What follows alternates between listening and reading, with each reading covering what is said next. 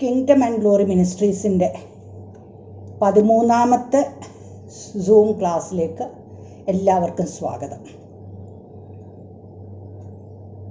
ദൈവവചനം പഠിക്കാനായിട്ടുള്ള ഈ ഒരു അവസരം നിങ്ങൾ ഉപയോഗിക്കുന്നതിൽ അങ്ങേയറ്റം സന്തോഷം. അതിൻ്റെ പ്രതിഫലം ദൈവം നിങ്ങൾക്ക് തരട്ടെ. ഒരു നിമിഷം നമുക്കൊന്ന് പ്രാർത്ഥിക്കാം. ഞങ്ങളുടെ സ്വർഗീയ പിതാവേ, നിൻ്റെ ആത്മാവിനാൽ ഞങ്ങളെ ഓരോരുത്തരെയും നയിക്കുന്നത് ഓർത്ത് സ്തോത്രം. എൻ്റെ വായിൽ നിന്ന് വരുന്ന ഓരോ വാക്കും പരിശുദ്ധാത്മാവിൻ്റെ വാക്കുകളായിരിക്കണം. പരിശുദ്ധാത്മാവിൻ്റെ ആ സാന്നിധ്യമുള്ള വാക്കുകളായിരിക്കണം ഓരോ വ്യക്തിയും ശ്രവിക്കാൻ പോകുന്നതും. ഇന്ന് ശ്രവിക്കുന്നത് മാത്രമല്ല, ഇനി ഭാവിയിൽ ഓരോരുത്തർ കേൾക്കുന്നതും പരിശുദ്ധാത്മാവിൻ്റെ വാക്കുകളാകട്ടെ. അതവരിൽ ക്രിയ ചെയ്യുമാറാകട്ടെ. ക്രിസ്തു യേശുവിൻ്റെ നാമത്തിൽ തന്നെ ആമേൻ, ആമേൻ. നമ്മൾ എല്ലാവിധമായിട്ടുള്ള രോഗങ്ങളുടെയും ബന്ധനങ്ങളുടെയും മൂലകാരണങ്ങൾ എന്ന വിഷയമാണ് കണ്ടുകൊണ്ടിരിക്കുന്നത്. അതിൻ്റെ അകത്ത് കർത്താവ് പറഞ്ഞ 3 പോയിൻ്റാണ്, കർത്താവിൻ്റെ വചനത്തിൽ നിന്നെടുത്ത 3 പോയിൻ്റ്. നിൻ്റെ ദൈവമായ കർത്താവിനെ നീ പൂർണ്ണ ഹൃദയത്തോടും പൂർണ്ണ ആത്മാവോടും പൂർണ്ണ ശക്തിയോടും കൂടെ സ്നേഹിക്കണം. നിൻ്റെ അയൽക്കാരനെ നിന്നെ പോലെ തന്നെ സ്നേഹിക്കണം. അതിൽ നിന്ന് നമ്മൾ 3 പോയിൻ്റ് കണ്ടു. അതായത് ദൈവത്തോടുള്ള ബന്ധം, മറ്റുള്ളവരോടുള്ള ബന്ധം, തന്നോട് തന്നെയുള്ള ബന്ധം. ഈ 3 ബന്ധങ്ങളിൽ എന്തെങ്കിലും തടസ്സങ്ങൾ വരുമ്പോൾ, അല്ലെങ്കിൽ അവിടെ ഒരു ബ്രേക്ക് വരുമ്പോഴാണ് രോഗങ്ങളാണേലും ബന്ധനങ്ങളാണേലും ഉണ്ടാകുന്നത്.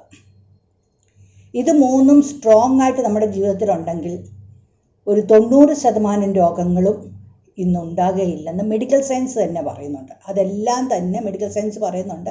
90%, 80 തൊട്ട് 90% വരെയുള്ള രോഗങ്ങളുടെ കാരണം നമ്മുടെ ചിന്തകൾ, മനസ്സ്, അതിൻ്റെ അകത്ത് വികാരങ്ങൾ ഒക്കെയാണെന്ന്. അപ്പോൾ അവിടാണ് നമ്മൾ കറക്ഷന് വേണ്ടി ചിന്തിച്ചുകൊണ്ടിരിക്കുന്നത്. അപ്പം ദൈവവുമായിട്ടുള്ള ബന്ധം, ദൈവം ആരെന്നുള്ളതും അവൻ്റെ സ്നേഹം എന്താണെന്നുള്ളതും അവൻ്റെ വചനത്തിൽ കൂടെ നമുക്ക് തന്നിട്ടുള്ള ആ റിച്ച് ഇൻഹെറിറ്റൻസ് എന്താണെന്നുള്ളതും നമ്മൾ കണ്ടു. നമ്മൾ 2ാമത്തെ പോയിൻ്റായ നമ്മിൽ തന്നെയുള്ള വേർപാട്, നമ്മിൽ നിന്നുള്ള വേർപാട്, സെപ്പറേഷൻ ഫ്രം വൺ സെൽഫ്, അതാണ് കണ്ടുകൊണ്ടിരിക്കുന്നത്. അതിൻ്റെ അകത്ത് നമ്മെ തന്നെ സ്നേഹിക്കേണ്ടതിൻ്റെ ആവശ്യം നമ്മൾ അത്യാവശ്യം ഒന്ന് കണ്ടു. നാം ആരെന്നുള്ളതും നാം സ്നേഹിക്കുക എന്നുള്ളതും, നമ്മെ തന്നെ എന്തുകൊണ്ട് സ്നേഹിക്കണമെന്നുള്ളതും, നാം അവൻ്റെ മക്കളായതുകൊണ്ട് പിതാവായ ദൈവം, ഈ പ്രപഞ്ചത്തെ മുഴുവൻ സൃഷ്ടിച്ച് പരിപാലിക്കുന്ന ദൈവം നമ്മളെ സ്നേഹിക്കുന്നു എന്ന വലിയ പ്രിവിലേജ് നമുക്കുള്ളത് കൊണ്ട് അവിടെ നമ്മുടെ ജീവിതം അവൻ്റെ കാര്യത്തിൽ അവൻ ഏറ്റവും സമ്പന്നമായിട്ട് കൊണ്ടുപോകുന്നു എന്നുള്ള ഒരു ഉറപ്പിൻ്റെ മേൽ നമ്മൾ നമ്മളെ തന്നെ സ്നേഹിക്കുന്നു. അപ്പോൾ നമ്മൾ ആരെന്നുള്ളത് നമ്മൾ മനസ്സിലാക്കുകയാണ്. നമ്മുടെ സ്ഥാനം, ഈ ദൈവത്തിൻ്റെ ഹൃദയത്തിൽ നമുക്ക് സ്ഥാനമുണ്ടെങ്കിൽ പിന്നെ നമ്മളെങ്ങനെ നമ്മളെ തന്നെ സ്നേഹിക്കാതിരിക്കും? അതാണ് നമ്മൾ കണ്ടുകൊണ്ടിരുന്ന 2ാമത്തെ വിഷയം. അതാണ് കണ്ടുകൊണ്ടിരിക്കുന്നത്. അപ്പോൾ അതിൻ്റെ അകത്ത് നമ്മളെ തന്നെ സ്നേഹിക്കുന്നതിന് തടസ്സമായിട്ട് നിൽക്കുന്ന ചില വികാരങ്ങൾ കാണാൻ തുടങ്ങുകയാണ് നമ്മൾ. അതിൻ്റെ അകത്ത് ആദ്യമായിട്ട് നമ്മൾ തിരസ്കരണം എന്ന വാക്ക് കണ്ടു. അതിൻ്റെ ഡെഫിനേഷൻസ് നമ്മൾ കണ്ടു. അത് ഒന്നുകൂടെ നമ്മൾ കാണുകയാണ്. 3 സംഗതി അവിടെ പ്രാധാന്യമുള്ളതാണ്. ശരിയായ വ്യക്തി, ശരിയായ സമയം, ശരിയായ ക്വാണ്ടിറ്റി. ഒരപ്പനിൽ നിന്ന് കിട്ടേണ്ട സ്നേഹം അത് അപ്പനിൽ നിന്ന് തന്നെ ലഭിക്കണം. അമ്മയിൽ നിന്ന് ലഭിക്കേണ്ട സ്നേഹം അമ്മയിൽ നിന്ന് തന്നെ ലഭിക്കണം. അത് മറ്റൊരു വ്യക്തിയിൽ നിന്നും ലഭിച്ചാൽ ഒക്കത്തില്ല. ഒരു രണ്ടാനപ്പനോ ഒരു രണ്ടാനമ്മയ്ക്കോ അല്ലെങ്കിൽ ഒരു വല്യപ്പനോ വല്യമ്മയ്ക്കോ ആ സ്നേഹത്തെ കൊടുക്കുവാനായിട്ട് ഒക്കത്തില്ല. അപ്പനിൽ നിന്ന് കിട്ടേണ്ട സ്നേഹം അപ്പനിൽ നിന്നും കിട്ടണം. അത് കിട്ടേണ്ട സമയത്ത് 1 വയസ്സിൽ കിട്ടേണ്ട സ്നേഹം 1 വയസ്സിൽ തന്നെ കിട്ടിയിരിക്കണം. ആ 10 വയസ്സിൽ കിട്ടേണ്ട സ്നേഹം 10 വയസ്സിൽ തന്നെ കിട്ടിയിരിക്കണം. ഇല്ല എങ്കിൽ ആ ശൂന്യത നമ്മുടെ ജീവിതത്തിൽ എന്നും ഒരു ബന്ധനമായിട്ട് കിടക്കും. അത് പല രോഗങ്ങൾക്കും തടസ്സമായിട്ട് കിടക്കും. അവിടെ ഒരു വലിയ ശൂന്യതയുണ്ട്. അത് ഞാൻ ശൂന്യത എന്ന വാക്ക് ഉപയോഗിക്കുന്നത് എന്തുകൊണ്ടെന്നാൽ അവിടെ നിറയുന്നത് ഞാൻ കണ്ടിട്ടുണ്ട്. ദൈവസ്നേഹം കൊണ്ട് ഞാൻ അവിടെ നിറയ്ക്കുന്നു എന്ന് പറയുമ്പോൾ, അങ്ങനെയുള്ള വ്യക്തികളിൽ ദൈവസ്നേഹം നിറയുന്നത് ഞാൻ കണ്ടിട്ടുണ്ട്. ആ നിറയണമെന്നുണ്ടെങ്കിൽ അവിടെ ഒരു ശൂന്യത കാണണമല്ലോ. അപ്പം ആ ശൂന്യത നമ്മളെ സ്വാധീനിക്കും എന്നുള്ളത് കൊണ്ട് തന്നെ അത് പല രോഗങ്ങൾക്കും കാരണമായി തീരും എന്നുള്ളത് കൊണ്ട് തന്നെ അവിടെ ആ ശരിയായ സമയത്ത് ശരിയായ വ്യക്തിയിൽ നിന്നും ശരിയായ തോതിലുള്ള അളവിലുള്ള സ്നേഹവും അംഗീകാരം ഒന്നും ലഭിച്ചിട്ടില്ല എങ്കിൽ നിങ്ങൾ ദൈവസന്നിധിയിൽ ഇരുന്ന് അതിനുള്ള പ്രതിവിധി ചെയ്യണം. അടുത്തതായിട്ട് സാധിക്കാതെ പോകുന്ന ആഗ്രഹങ്ങൾ. നമ്മൾ ജീവിതത്തിൽ പല കാര്യങ്ങൾ ആഗ്രഹിച്ചു, സാധിച്ചില്ല.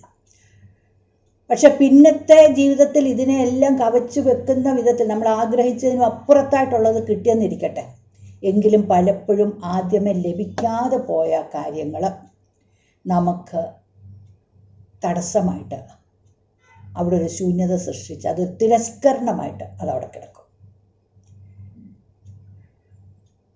തിരസ്കരണം 2 വിധത്തിലുണ്ട്. തന്നെത്താനെ തിരസ്കരിക്കുക, മറ്റുള്ളവരാൽ തിരസ്കരിക്കപ്പെടുക. Rejection from oneself and rejection from others. നമ്മൾ ആദ്യമേ നമ്മളെ തന്നെ നമ്മൾ തിരസ്കരിക്കുന്ന റിജക്റ്റിംഗ് വൺ സെൽഫ്, അത് നമ്മൾ കാണാൻ പോവുകയാണ്. ഒരുപാട് പേരിലും അത് ഒരുപാട് വ്യക്തിത്വം അനുസരിച്ചിരിക്കും. നമുക്കുള്ള ടെമ്പർമെൻറ്റ്, വ്യക്തിത്വം എന്നുള്ളതല്ല, ജന്മസ്വഭാവം അനുസരിച്ചാണ് നമ്മൾ സ്വയം തിരസ്കരിക്കുന്നതെല്ലാം. ഇതെല്ലാം കഴിഞ്ഞിട്ട് ഞാൻ ജന്മസ്വഭാവത്തെ പറ്റി ഞാൻ ക്ലാസ് എടുക്കുന്നതായിരിക്കും. അപ്പോൾ നിങ്ങൾക്കത് കൂടുതൽ ആഴത്തിൽ മനസ്സിലാക്കാൻ നോക്കും. 5 തരം ജന്മസ്വഭാവങ്ങളുണ്ട്. അതിൽ ചില ജന്മസ്വഭാവങ്ങൾ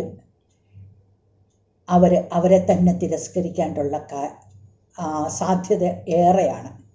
എന്നാൽ ചില ജന്മസ്വഭാവങ്ങൾ എന്തെല്ലാം വന്നാലും അവരത് മൈൻഡ് ചെയ്യത്തില്ല. അതുകൊണ്ട് അവർക്കതൊരു റിജക്ഷനായിട്ട് കിടക്കത്തുമില്ല. എന്ത് തന്നെ വന്നാലും റിജക്ഷനായിട്ട് കിടക്കത്തില്ല. അവർക്കതിനെ പെട്ടെന്ന് കൈകാര്യം ചെയ്യാൻ അറിയാം. അപ്പം ഏത് നിഷേധാത്മക വികാരങ്ങളും അതിൽ തന്നെ തുടരുകയാണെങ്കിൽ, നമ്മളൊരു വികാരം, നിഷേധാത്മക വികാരം എന്ന് പറയുമ്പോൾ നെഗറ്റീവ് ഇമോഷൻ, ഏതൊരു വ്യക്തിക്ക്, മനുഷ്യനായിട്ടുള്ള ഏതൊരു വ്യക്തിക്ക് അത് വരാൻ സാധ്യതകളുണ്ട്. പക്ഷെ അങ്ങനെ വരുമ്പോൾ അത് പരിഹരിച്ച് മുമ്പോട്ട് പോയില്ലെങ്കിൽ, ക്രിസ്തുയേശുവിൽ അത് പരിഹരിച്ച് മുമ്പോട്ട് പോയില്ല എങ്കിൽ, അതിനകത്ത് തന്നെ തുടരുകയാണെങ്കിൽ അത് റിജക്ഷനായിട്ട് മാറ്റപ്പെടാം. ഇതിൻ്റെ കുഴപ്പം അടുത്ത സ്റ്റേജ് വരുമ്പോഴത്തേക്ക് മറ്റുള്ളവരുടെ തെറ്റ്, ആ വ്യക്തിയാണ് എന്നെ തിരസ്കരിച്ചത്, എൻ്റെ ഭർത്താവായിരിക്കാം, എൻ്റെ ഫ്രണ്ടായിരിക്കാം, എൻ്റെ പേരൻസ് ആയിരിക്കാം, എൻ്റെ മക്കളായിരിക്കാം, ആരും ആകാം. അവരെന്നെ തിരസ്കരിക്കുമ്പം അതിൻ്റെ ഉത്തരവാദിത്വം ഞാൻ അങ്ങ് ഏറ്റെടുക്കുക. ഞാൻ കാരണമല്ല അവരത് ചെയ്തത്, ഞാൻ അത്ര മോശമായിട്ടല്ല അവരെന്നെ തിരസ്കരിക്കുന്നത് എന്നുള്ള വിധത്തിലുള്ള സ്വയം എക്സ്ക്യൂസസ് ഉണ്ടാക്കി അവരുടെ തെറ്റിൻ്റെയും കൂടെ ഉത്തരവാദിത്വം നമ്മളങ്ങ് എടുക്കുക. ഇത് ഒരു നല്ല സ്റ്റേജിൽ നല്ല നീണ്ട കാലത്തേക്ക് പോയി സ്ട്രോങ് ആയിട്ട് പോയി അത് പരിഹരിച്ചില്ല എങ്കിലും ഇത് പല രോഗത്തിനും കാരണമാണ്. പ്രത്യേകിച്ച് ഓട്ടോ ഇമ്മ്യൂൺ ഡിസീസസിനൊക്കെ കാരണമാണ്. ഇത് ഞങ്ങളുടെ കൂടെ ഉള്ള ഒരു വ്യക്തി പറഞ്ഞതാണ്. അവൻ്റെ മനസ്സ്, അവൻ ഇതുപോലെ ഓട്ടോ ഇമ്മ്യൂൺ ഡിസീസുകാരനാണ്. എനിക്കിത് മനസ്സിലാക്കാൻ പ്രയാസം, പക്ഷെ അവൻ പറഞ്ഞ വാക്ക് ഞാൻ അതുപോലെ എഴുതിയിരിക്കുകയാണ്. അവൻ്റെ മനസ്സും ശരീരവും 2 എൻറ്റിറ്റീസായിട്ട് പ്രവർത്തിക്കുന്നു, അതൊന്നിച്ചല്ല. നമ്മുടെ മനസ്സും ശരീരവും ഒന്നിച്ച് പ്രവർത്തിക്കുന്നു അല്ലേ. ഒരു കൊതുക് കടിച്ചാൽ അത് നമ്മുടെ മനസ്സ് സിഗ്നൽ കൊടുത്ത് നമ്മൾ അറിയണ്ട, കൈ കൊതുകിനെ അടിച്ചു കഴിഞ്ഞു. പക്ഷേ ഇവൻ്റെ ശരീരത്തിൽ അങ്ങനെ പ്രവർത്തിക്കത്തില്ല.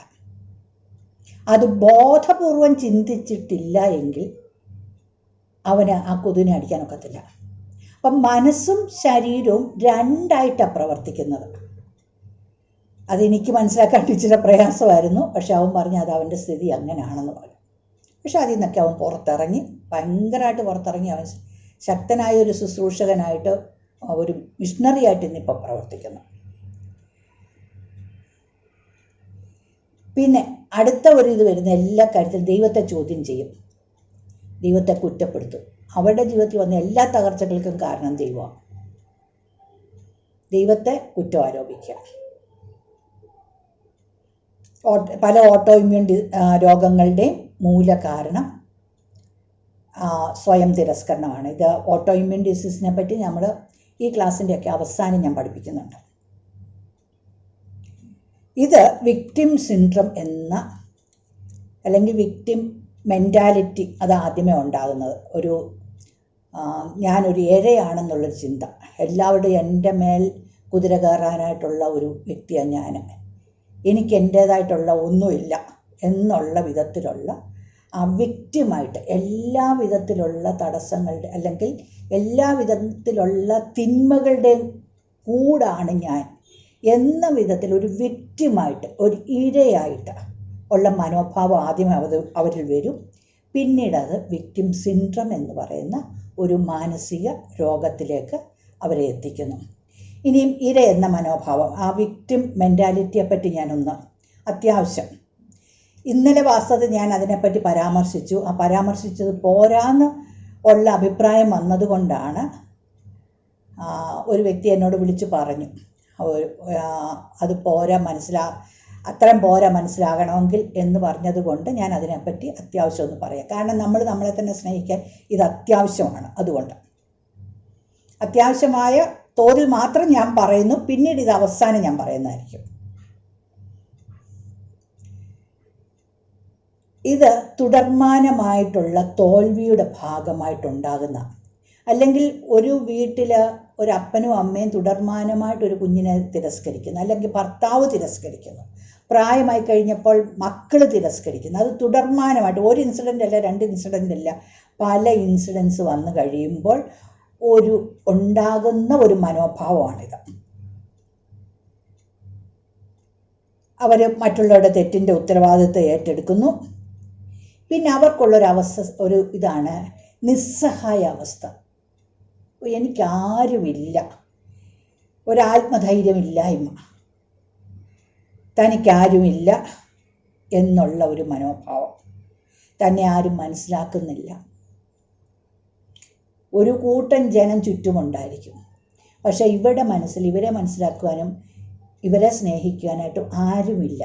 മറിച്ച് വേറൊരു സംഗതികളുണ്ട്. പലരിൽ ഞാനിത് കണ്ടിട്ടുണ്ട്. തിരിച്ചങ്ങോട്ട് സ്നേഹിക്കുന്നുണ്ടോ? അങ്ങോട്ട് സ്നേഹിച്ചാൽ, പ്രത്യേകിച്ച് മക്കളുടെ കാര്യത്തിൽ നമ്മൾ സ്നേഹം കൊടുത്താലല്ലേ അവർ തിരിച്ച് സ്നേഹിക്കത്തുള്ളൂ. അപ്പം ഭർത്താവിന് സ്നേഹം കൊടുക്കുന്നുണ്ടോ, ഭാര്യയ്ക്ക് സ്നേഹം കൊടുക്കുന്നുണ്ടോ, എങ്കിലല്ലേ നമുക്ക് തിരിച്ചു ചോദിക്കാനായിട്ടൊരു അവകാശമുള്ളൂ. ആ ചോദ്യം ഇവർക്കില്ല, അങ്ങനൊരു ചിന്ത ഇവർക്കില്ല. പക്ഷെ എന്നെ സ്നേഹിക്കുന്നില്ല.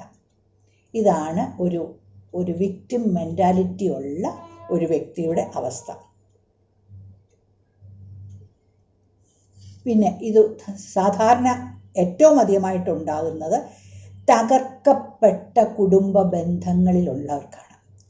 കുടുംബജീവിതം അപ്പൻ്റെ അമ്മയുടെ ആ വ്യക്തിയുടെ ചെറുപ്പം മുതൽ അപ്പൻ്റെ അമ്മയുടെയും കുടുംബജീവിതം തകർന്നതാണെങ്കിൽ അത് അത് അനുഭവിച്ച് വളരുന്ന, അതിൽ കൂടെ തിരസ്കരണം അനുഭവിച്ച് വളരുന്ന, അപ്പൻ ഇട്ടേച്ചു പോകുന്നു.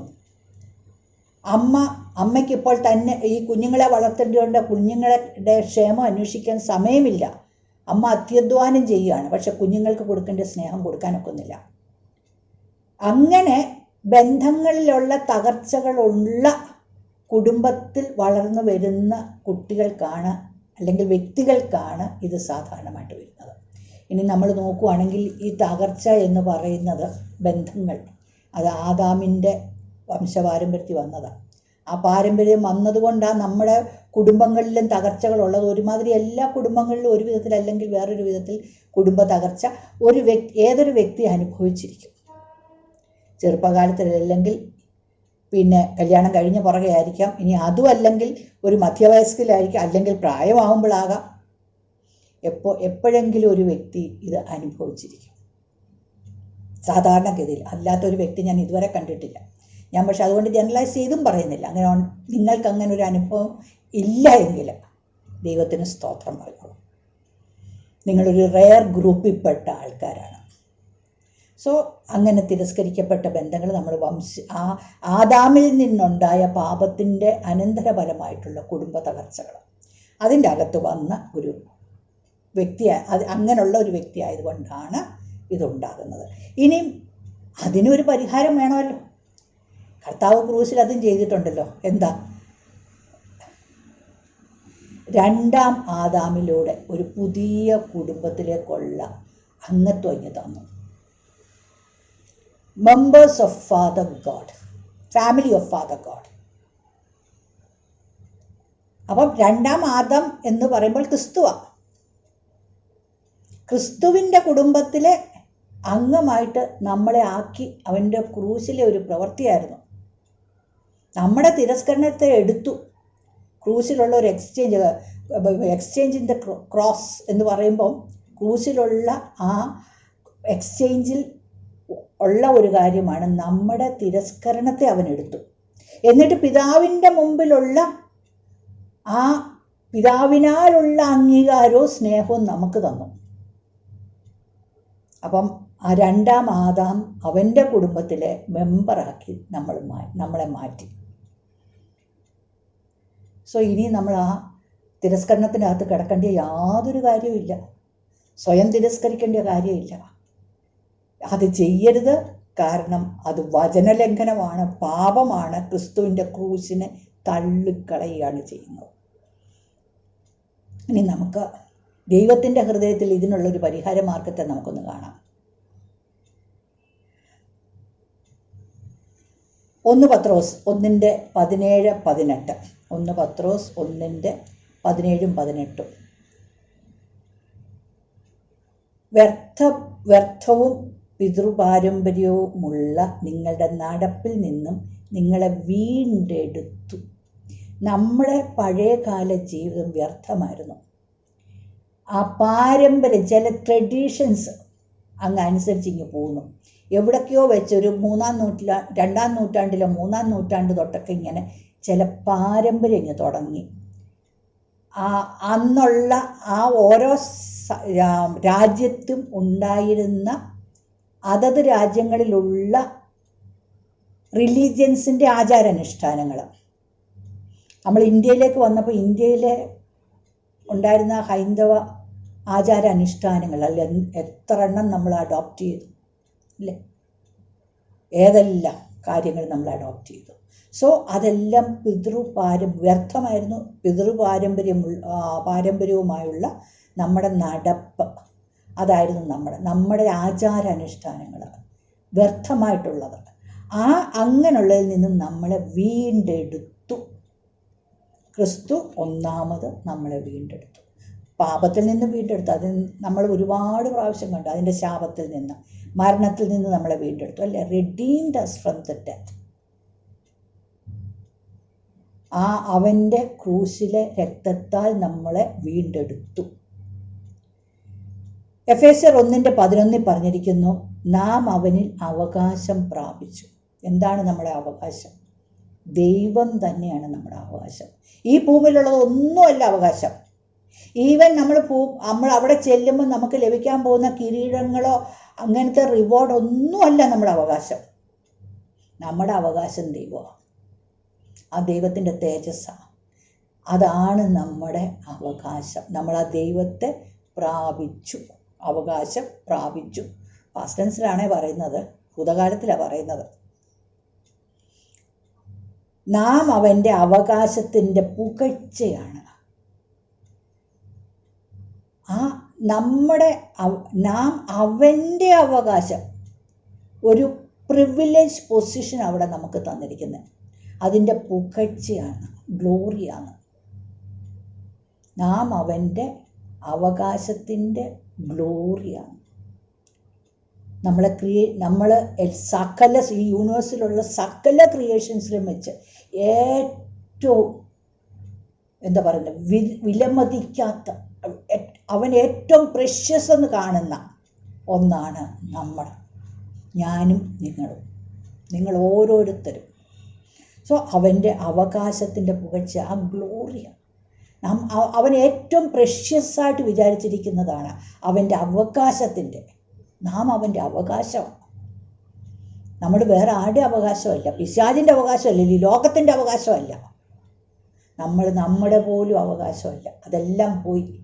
ഇന്നലെ ഞാൻ പറഞ്ഞ പോലെ നമ്മുടെ അവകാശത്തിൻ്റെ ചീട്ടങ്ങ് കീറിക്കളഞ്ഞു, അല്ലെങ്കിൽ ട്രാൻസ്ഫർ ചെയ്തു, അവനിലേക്ക് ട്രാൻസ്ഫർ ചെയ്തു, പിതാവിന് കൊടുത്തു കഴിഞ്ഞു. നമ്മുടെ ആധാരം കൊടുത്തു, വിൽപ്പന നടന്നു, നമ്മളെ വിലയ്ക്ക് മേടിച്ചു, പിതാവിന് കൊടുത്തു. അതാ വചനം പറഞ്ഞിരിക്കുന്നത്, പിതാവിനായിട്ട് അവൻ വിലയ്ക്ക് മേടിച്ചത്. പരിശുദ്ധാത്മാവിനാൽ മുദ്രയിട്ടിരിക്കുന്നു. നമ്മളെ നിത്യതയ്ക്ക് വേണ്ടി പരിശുദ്ധാത്മാവിനാൽ നമ്മളെ മുദ്രയിട്ടിരിക്കുന്നു. അത് 1:14 പറഞ്ഞിരിക്കുന്നു. എല്ലാ എഫേസ്യർ 1:1 കാര്യങ്ങളാണ് ഞാൻ മെയിനായിട്ട് പറഞ്ഞിരിക്കുന്നത്. 2:7 പറയുന്നു, ക്രിസ്തുയേശുവിൽ ഉയർത്തെഴുന്നേൽപ്പിച്ച് സ്വർഗത്തിൽ ഇരുത്തിയിരിക്കുന്നു. നമ്മുടെ പൊസിഷൻ അതാ. ഞാനത് ആദ്യമേ ഒന്ന് പറഞ്ഞായിരുന്നു, സാങ്ക്ടിഫിക്കേഷനെ പറ്റി പഠിപ്പിച്ചപ്പം പറഞ്ഞായിരുന്നു. നമ്മുടെ പൊസിഷണൽ സാങ്ക്ടിഫിക്കേഷൻ, നമ്മുടെ പൊസിഷനാണത്. ഇപ്പോൾ പിതാവായ ദൈവത്തിൻ്റെ ഹൃദയത്തിൽ നമ്മുടെ മരണവും അടക്കവും ഉയർപ്പും എല്ലാം കഴിഞ്ഞു. ഇന്ന് നമ്മൾ ക്രിസ്തുയേശുവിൽ നമ്മളെ ഇരുത്തിയിരിക്കുക. ഇതെല്ലാം ഓൾറെഡി പിതാവായ ദൈവത്തിൻ്റെ ഹൃദയത്തിൽ സംഭവിച്ചു കഴിഞ്ഞു. ക്രിസ്തുവിനോടുകൂടി ഇതെല്ലാം സംഭവിച്ചു കഴിഞ്ഞു. നമ്മളിപ്പോൾ പിതാവായ ദൈവത്തിൻ്റെ ഹൃദയത്തിൽ നമ്മൾ ക്രിസ്തുവിനോടുകൂടി അല്ലെങ്കിൽ ക്രിസ്തുയേശുവിൽ നമ്മളെ ഇരുത്തിയിരിക്കുക. ഓൾറെഡി പിതാവായ ദൈവത്തിൻ്റെ ഹൃദയത്തിൽ സംഭവിച്ചു കഴിഞ്ഞ കാര്യമാണിത്. ഇനി ഇത് നമ്മുടെ ജീവിതത്തിൽ നമുക്കിതൊന്ന് അനുഭവസ്ഥമാക്കണം, അല്ലെങ്കിൽ നമുക്കതിൻ്റെ വെളിപ്പാട് പ്രാപിക്കണം. ജീവനും ആത്മാവും ഈ സത്യങ്ങളിൽ, വചനം പറയുന്ന ഈ സത്യങ്ങളിൽ ജീവനും ആത്മാവും നമ്മളൊന്ന് പ്രാപിച്ചെടുക്കണം. എന്നാൽ അവിടാണ് നമ്മുടെ ജയം ഇരിക്കുന്നത്. നമ്മൾ ക്രിസ്തുവിലേക്കുള്ള വളർച്ചയും അവിടാണ് ആരംഭിക്കുന്നത്. അടുത്തതായിട്ട് 2:19 പറഞ്ഞിരിക്കുന്നു, വിശുദ്ധന്മാരുടെ സഹപൗരന്മാരും ദൈവത്തിൻ്റെ ഭവനക്കാരും അത്രേ, family member of father God. ഇതിനപ്പുറം നമുക്ക് എന്നാ വേണം? നമ്മളെ ദൈവ കുടുംബത്തിലെ അംഗമാക്കി മാറ്റി. ആ ദൈവ കുടുംബത്തിൻ്റെ ശ്രേഷ്ഠത അതെന്തോ അത് നമുക്കുണ്ട്. ആ പാരമ്പര്യം നമുക്ക്. ദൈവത്തിൻ്റെ കൈപ്പണിയാണ്. 2:10 പറഞ്ഞിരിക്കുന്ന അവൻ്റെ കൈപ്പണിയാണ്. അവൻ നമ്മളെ കൈകൊണ്ട് മെനഞ്ഞ് ആ പ്രഷ്യസ് ആയിട്ട് നമ്മളെ കാണുക. അവൻ്റെ കൈപ്പണിയാണ്.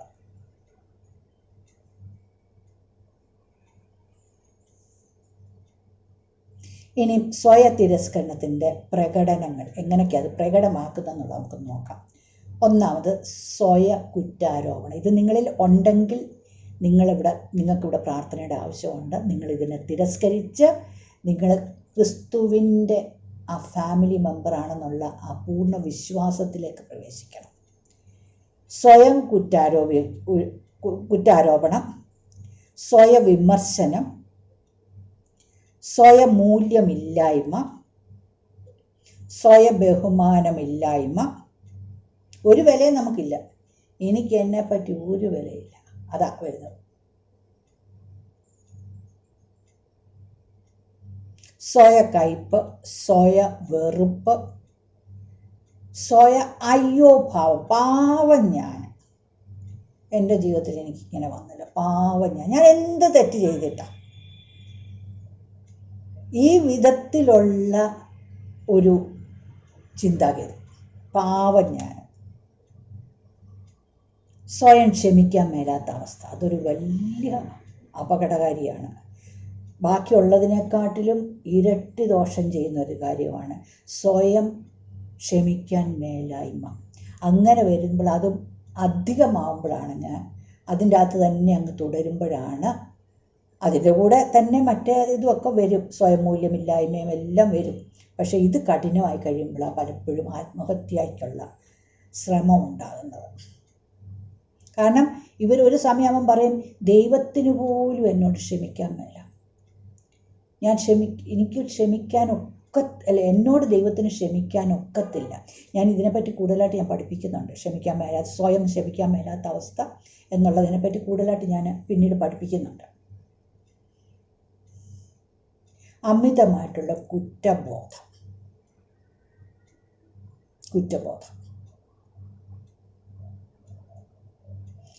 ഇനി ഇതിനുള്ള കാരണം എന്തുകൊണ്ട് ഈ സ്വയം തിരസ്കരിക്കുന്നത് എന്നൂടെ നമുക്കൊന്ന് കാണാം. അതിനുള്ള ചില കാരണങ്ങളുണ്ട്. കൂടുതലായിട്ടും വികാരങ്ങൾ ഉള്ളിൽ ഒതുക്കി വെച്ചുകൊണ്ട് നടക്കുന്ന വ്യക്തികൾക്കാണ്. അത് പ്രകടമാക്കുന്നവർക്കാണ് പ്രകടമായി അതങ്ങ് പോയി. പ്രകടമാക്കുമ്പോൾ അവർക്കും ദോഷം ചെയ്യും, കേൾക്കുന്നവർക്കും അത് അനുഭവിക്കുന്നവർക്കും ദോഷം വരും, അത് വേറെ സംഗതി. പക്ഷേ ഇത് അവർ ഉള്ളിൽ ഒതുക്കിക്കൊണ്ട് നടക്കുക, പുറത്ത് പ്രകടമാക്കുന്നില്ല. അങ്ങനെ കിടന്ന് ശരീരത്തിൽ തന്നെ വിഷമുണ്ടാവും, നമ്മുടെ രക്തത്തിൽ വിഷമുണ്ടാവും. അത് ഇതിൻ്റെ പുറകിലുള്ള മെഡിക്കൽ സയൻസ് ഞാൻ പഠിപ്പിക്കുമ്പോൾ നിങ്ങൾക്കത് മനസ്സിലാവും. ഈ നെഗറ്റീവായിട്ടുള്ള വികാരങ്ങൾ ഉള്ളിൽ ഒതുക്കി ബ്ലഡിലുള്ളത് മുഴുവൻ ഇതായിരിക്കും, വിഷമായി മാറ്റപ്പെടും. അപ്പോൾ പിന്നെ രോഗം ഉണ്ടാവുമല്ലോ. ബ്ലഡ് ചെല്ലുന്നിടത്തെല്ലാം ആ ഓർഗൻസിനെ എല്ലാം തകർക്കത്തില്ലേ. സോ അങ്ങനെയുള്ളവർക്കാണ് ഇത് സംഭവിക്കുന്നത്. പിന്നെ ഗർഭാവസ്ഥയിലോ ചെറുപ്പത്തിലോ ഉണ്ടാകുന്ന പീഡനങ്ങൾ, ഏത് വിധത്തിലുള്ള പീഡനങ്ങൾ? സ്കൂളിൽ നിന്നുണ്ടാകുന്ന റാഗിങ് ആകാം, ചെറുപ്പം മുതലുണ്ടാകുന്ന റാഗിങ് ആയിരിക്കാം, മറ്റ് ഫ്രണ്ട്സ് തള്ളിക്കളയുന്നതായിരിക്കും, കൂടെ കൂട്ടുന്നതല്ലായിരിക്കും, സഹോദരങ്ങളുടെ ഇടയിൽ, കസിൻസിൻ്റെ ഇടയിൽ, മുതിർന്നവരുടെ ഇടയിൽ ഉണ്ടാകുന്ന പീഡനങ്ങളാകാം, സ്വന്തം മാതാപിതാക്കളിൽ നിന്നുള്ള തിരസ്കരണമാകാം, പഴയകാല പാപങ്ങളുടെയും തെറ്റുകളുടെയും കുറ്റബോധം. അത് ഞാൻ മുമ്പേ ഒന്ന് സംസാരിച്ചായിരുന്നു. അതിന് പുറത്തിറങ്ങിയില്ലെങ്കിൽ ഇറ്റ്സ് വെരി ഡേഞ്ചറസ്. പീഡനങ്ങൾ എന്ന് പറയുമ്പോൾ ലൈംഗിക പീഡനം ഇതിൻ്റെ അകത്തൊരു വലിയ കാരണമാണ്. ചെറുപ്പത്തിലേ ഉണ്ടാകുന്ന ലൈംഗിക പീഡനങ്ങൾ. 4 വയസ്സും 5 വയസ്സും ഒക്കെ ഉള്ള കുട്ടികളെ എൻ്റെ അടുക്ക വന്നിട്ടുള്ള പ്രായമായവരുണ്ടെന്നാൽ അവർ പറയുന്ന, ഓർമ്മയാകുമ്പം തൊട്ട് ഞാൻ ലൈംഗികമായിട്ട് പീഡിപ്പിക്കപ്പെട്ടിട്ടുണ്ട്. സോ അങ്ങനെയുള്ള അനുഭവങ്ങൾ, മറ്റുള്ളവരിൽ നിന്ന് ഉണ്ടാകുന്ന അകാരണമായ കുറ്റാരോപണങ്ങൾ, തുടർമാനമായിട്ട് നീ കാരണം അത് സംഭവിച്ചത്, നീ അങ്ങനെ ചെയ്തത് കൊണ്ടല്ലേ, ഇത് തന്നെ ഇങ്ങനെ കേട്ടുകൊണ്ടിരിക്കുമ്പോൾ കുറേ കഴിയുമ്പോൾ അവരങ്ങ് വിശ്വസിക്കും, ശരിയാ, ഞാൻ കാരണം ഇതെല്ലാം സംഭവിച്ചത്, ഈ തകർച്ച മുഴുവൻ അങ്ങനെ. അതവിടെ ഇങ്ങനെ തുടർമാനമായിട്ട് കേട്ടുകൊണ്ടിരിക്കുമ്പോൾ ആദ്യ സമയം അവരുടെ മനസ്സ് എതിർക്കുമായിരുന്നായിരിക്കും. അവർ വാഗൊണ്ടോ പ്രവൃത്തി കൊണ്ടോ എതിർത്തെന്നിരിക്കും. കുറച്ച് കഴിയുമ്പോൾ അത് മനസ്സിലുള്ള എതിർപ്പായി മാറും. കുറച്ച് കഴിയുമ്പോൾ അത് മനസ്സിൽ അത് വിശ്വാസമായിട്ടങ്ങ് മാറും.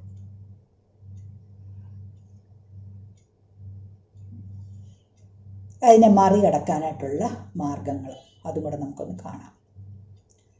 ക്രിസ്തുവേശുവിലുള്ള സ്വന്തം യോഗ്യത മനസ്സിലാക്കി തിരസ്കരണ ചിന്തയെ തിരസ്കരിക്കുക. നമ്മുടെ ചിന്തകളിലാണ് ഇതെല്ലാം വരുന്നത്. സോ അതുകൊണ്ട് ആ വചനത്തിൽ റിന്യൂവൽ ഓഫ് മൈൻഡിന്, നമ്മുടെ മനസ്സ് പുതുക്കി രൂപാന്തരപ്പെടുക എന്ന് പറയുന്നത് തന്നെ നമ്മുടെ വചനത്തിലുള്ളൊരു പ്രധാനപ്പെട്ട വിഷയമാണ്.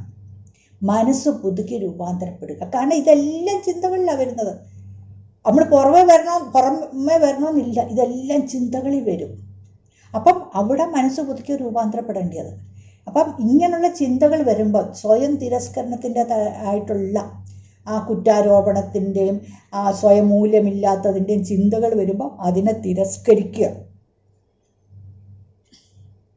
പിന്നെ ഇനി അടുത്തതായിട്ട് താഴെ പറയുന്ന കാര്യങ്ങൾ ധ്യാനിക്കുക. ഇതിപ്പോൾ സമയമില്ല, അതുകൊണ്ട് ഞാൻ ധ്യാനം എന്നുള്ളത് എന്താണെന്ന് പറയുന്നില്ല. അത്യാവശ്യം ധ്യാനത്തെപ്പറ്റി ഞാൻ അടുത്ത ആഴ്ച പറഞ്ഞിട്ട് ഞാൻ ബാക്കി ക്ലാസ്സുകളിലൊക്കെ പോകുന്നുള്ളൂ. ബിബ്ലിക്കൽ മെഡിറ്റേഷൻ എന്താണെന്നുള്ളത് പറയണം. എനിക്ക് പറഞ്ഞു തരാതെ ഞാൻ മുമ്പോട്ട് പോയതുകൊണ്ട് നിങ്ങൾക്ക് അധികമായിട്ടുള്ള നന്മകൾ ഉണ്ടാകത്തില്ല. സോ ബിബ്ലിക്കൽ മെഡിറ്റേഷൻ എന്താണെന്നുള്ളത് ഞാൻ അടുത്ത ക്ലാസ്സിൽ അടുത്ത ശനിയാഴ്ച ആദ്യമേ ഒന്ന് പറഞ്ഞു കഴിഞ്ഞിട്ട് ഞാൻ ബാക്കിയുള്ളതിലേക്ക് പോകത്തുള്ളൂ. സോ ഇത് തൽക്കാലം നിങ്ങൾ ഇത്രയും മനസ്സിലാക്കുക. താഴെ പറയുന്ന കാര്യങ്ങൾ ധ്യാനിക്കുക. എൻ്റെ സകല പാപങ്ങളും ക്ഷമിക്കപ്പെട്ടു കഴിഞ്ഞു. ഇത് നിങ്ങൾക്കൊരു ജീവനായി തീരണം. നിങ്ങൾ പാപിയല്ല, നിങ്ങൾ ദൈവത്തിൻ്റെ നീതിമാനാണ്. ക്രിസ്തുവിൻ്റെ നീതി പ്രാപിച്ച് ദൈവത്തിൻ്റെ നീതിമാനാണ് എന്നുള്ള ഒരു ബോധ്യം വേണം. അത് നിങ്ങൾക്ക് ജീവനാണ്. പാപിയല്ല, സകല പാപങ്ങളും ക്ഷമിച്ചു കഴിഞ്ഞു. പാസ്റ്റ് ടെൻസിലാണ്. ഞാൻ പൂർണ്ണമായിട്ട് ദൈവത്താൽ അംഗീകരിക്കപ്പെട്ട് കഴിഞ്ഞു. ഞാൻ ക്രിസ്തുവിൽ പരിപൂർണനാണ്. പാപിയല്ല, ദോഷിയല്ല, കുറച്ച് വളർച്ച മാത്രം പ്രാപിച്ചവളല്ല. പിതാവായ ദൈവത്തിൻ്റെ ഹൃദയത്തിൽ ഞാൻ ക്രിസ്തുവിനെ പോലെ പരിപൂർണനാണ്. ക്രിസ്തുവിന് എത്രത്തോളം ആ മച്യൂരിറ്റി ഉണ്ടോ, പൂർണ്ണതയുണ്ടോ, അതെനിക്കുമുണ്ട്. പിതാവായ ദൈവത്തിൻ്റെ ഹൃദയത്തിൽ അത് സംഭവിച്ചു കഴിഞ്ഞു. ഇനി അതെൻ്റെ ജീവിതത്തിൽ പരിശുദ്ധാത്മാവിനോട് ചേർന്ന് നടന്ന് ഞാനത് എൻ്റെ ജീവിതത്തിൽ പ്രാവർത്തികമാക്കണം. ഞാൻ ദൈവത്തിൻ്റെ മകൻ അല്ലെങ്കിൽ മകൾ, അത്ര എൻ്റെ പുത്രത്വം. ക്രിസ്തു യേശുവിൽ എനിക്ക് പിതാവായ ദൈവവുമായി ശരിയായ ബന്ധമുണ്ട്. എനിക്ക് ആ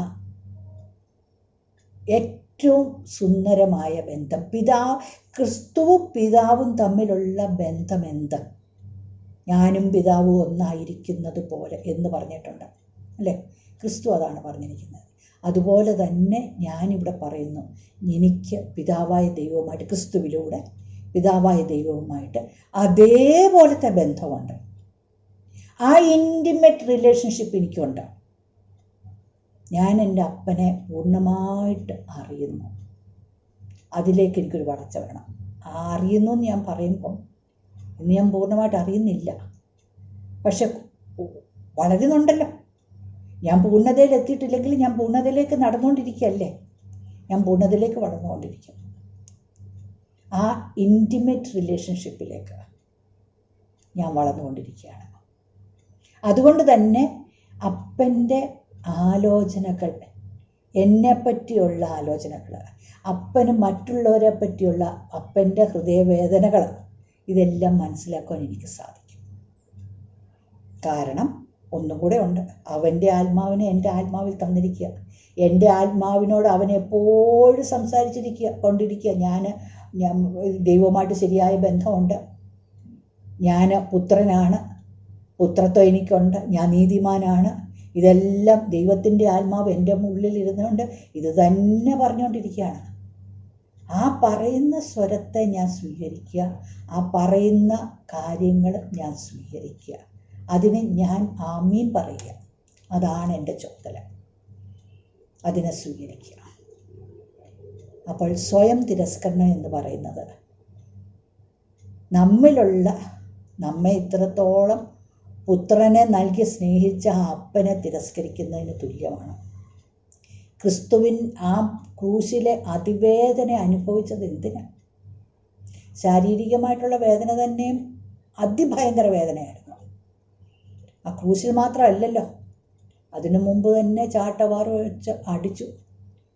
ആ ഭയങ്കര ഭാരമുള്ള ആ ക്രൂശ് എടുത്ത് തോളി വെച്ച് കൊടുത്ത് നടപ്പിച്ചു.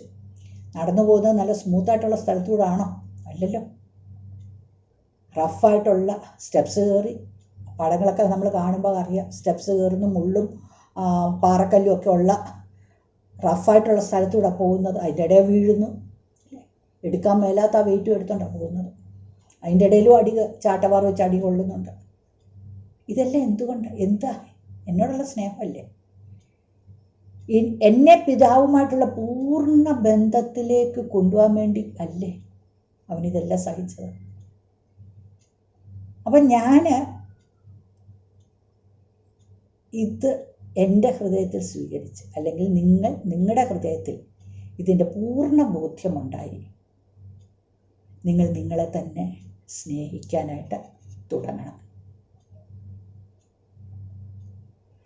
1 കൊരിന്ത്യർ 4:3-5 വരെയുള്ള വാക്യം ഞാൻ പൗലോസിനെ ഒന്ന് കാണിച്ചിട്ട് നമുക്ക് ഇവിടെ നിർത്താം. നമുക്ക് പൗലോസിനെ ഒന്ന് കാണാം. പൗലോസ് പറയുന്നു 1 കൊരിന്ത്യർ 4:3-5 വരെയുള്ള ഭാഗം, നിങ്ങളോ മാനുഷികമായ ഏതെങ്കിലും കോടതിയോ എന്നെ വിധിച്ചാൽ അത് എനിക്ക് ഒരു ലഘു കാര്യമാണ്. വാസ്തവത്തിൽ ഞാൻ തന്നെയും എന്നെ വിധിക്കുന്നില്ല, ഞാൻ എന്നെ തന്നെ വിധിക്കുന്നില്ല. എനിക്ക് യാതൊന്നിനെ പറ്റിയും കുറ്റബോധമില്ല. എന്നാൽ അതിനാൽ ഞാൻ കുറ്റമില്ലാത്തവൻ എന്ന് വരുന്നില്ല. എന്നെ വിധിക്കുന്നത് കർത്താവാണ്. മറ്റുള്ളവർ എന്തു പറഞ്ഞാലും, എന്നെ എത്ര കുറ്റം വിധിച്ചാലും ഞാനത് സ്വീകരിക്കുന്നില്ല. ജഡപ്രകാരം തടവിലാക്കിയ തടവിലായി, അത്രേ ഉള്ളൂ. പക്ഷെ എൻ്റെ മനസ്സ് ഫ്രീ ആണ്. ഞാൻ എന്നെ തന്നെ പാപിയായിട്ട് കാണുന്നില്ല, ദോഷിയായിട്ട് കാണുന്നില്ല. ഞാൻ എന്നെ കുറ്റം വിധിക്കുന്നില്ല. ഞാൻ തെറ്റ് ചെയ്യുന്നുണ്ട്, അതാ പൗലോസ് പറയുന്നത്. എന്ന് വെച്ചാൽ ഞാൻ കുറ്റമില്ലാത്തവൻ എന്ന് വരുന്നില്ല, ഞാൻ കുറ്റം ചെയ്യുന്നുണ്ട്. പക്ഷെ എന്നെ വിധിക്കുന്നത് ലോകത്തിലെ ഒരു കോടതിക്കും എന്നെ വിധിക്കാനൊക്കത്തില്ല. എന്നെ വിധിക്കുന്ന കർത്താവാണ്. ഈ ആറ്റിറ്റ്യൂഡ് എന്തൊരു പെർഫെക്റ്റ് ആയിട്ടുള്ള ആറ്റിറ്റ്യൂഡ്, കറക്റ്റ് ആറ്റിറ്റ്യൂഡ്. ഇതായിരിക്കണം നമ്മുടെ ആറ്റിറ്റ്യൂഡ്. ലോകർ പറയുന്നതല്ല നമ്മൾ സ്വീകരിക്കേണ്ടത്. ലോകം പറയുന്നതല്ല, പിശാച് പറയുന്നത്, നമ്മുടെ മനസ്സ് പറയുന്നതല്ല. വചനം എന്ത് പറയുന്നു, കർത്താവ് എന്ത് പറയുന്നുണ്ട്, നമ്മളിലുള്ള പരിശുദ്ധാത്മാവ് എന്ത് പറയുന്നുണ്ട്, അത് മാത്രം നമ്മൾ സ്വീകരിക്കുക. നമുക്കിവിടെ നമ്മുടെ ഇന്നത്തെ ക്ലാസ് നിർത്താം. ഒരു നിമിഷം പ്രാർത്ഥിക്കാം. പിതാവായ ദൈവമേ, എൻ്റെ പുത്രൻ്റെ നാമത്തിലാണ് ഇന്ന് എന്നിൽ കൂടി പറഞ്ഞ ഓരോ വാക്കും കർത്താവെ, അത് ഈ കേൾവിക്കാരിൽ നിന്ന് അവരിൽ ക്രിയ ചെയ്യാതെ അവരിൽ നിന്ന് മടങ്ങി വരികയില്ല. അവരിൽ അത് ക്രിയ ചെയ്യും. അത് ഞാൻ അവരിൽ ഉറപ്പിക്കുകയാണ്. അവരെ ക്രിസ്തുവിൻ്റെ ജീവനിലേക്ക് വളർത്തും. ഈ വാക്കുകളൊക്കെ തന്നെ അവരെ ക്രിസ്തുവിലേക്ക് വളർത്തിയെടുക്കും. ആ സ്വയം തിരസ്കരണമുള്ളവരിൽ നിന്ന് ആ സ്വയം തിരസ്കരണം മാറി അവർ പിതാവിൻ്റെ പുത്രത്വത്തിൻ്റെ ശക്തിയെ മനസ്സിലാക്കി, അതിൻ്റെ അകത്തെ ജീവനെ മനസ്സിലാക്കി, അത് ഒരു അനുഗ്രഹത്തിന് കാരണമായി തീരും. അവരുടെ ജീവിതത്തെ അത് മാറ്റിമറിക്കും. അങ്ങനെ തന്നെ ക്രിസ്തുയേശുവിൻ്റെ നാമത്തിൽ ഞാൻ ഇവരെ ഓരോരുത്തരെ അനുഗ്രഹിക്കുകയാണ്. അവർ ക്രിസ്തുവിലേക്ക് അവരുടെ ദൃഷ്ടിയെ ഞാൻ മാറ്റുവാൻ വേണ്ടി പ്രാർത്ഥിക്കുന്നു. അവരുടെ ദൃഷ്ടി ക്രിസ്തുവിലേക്ക് മാത്രമായി തീരട്ടെ. സ്വയത്തിൽ നിന്ന് അത് മാറി ക്രിസ്തുവിലേക്കായി തീരട്ടെ. പൂർണ്ണമായിട്ട് അനുഗ്രഹിക്കുന്നു ക്രിസ്തുയേശുവിൻ്റെ നാമത്തിൽ തന്നെ. ആമേൻ, ആമേൻ.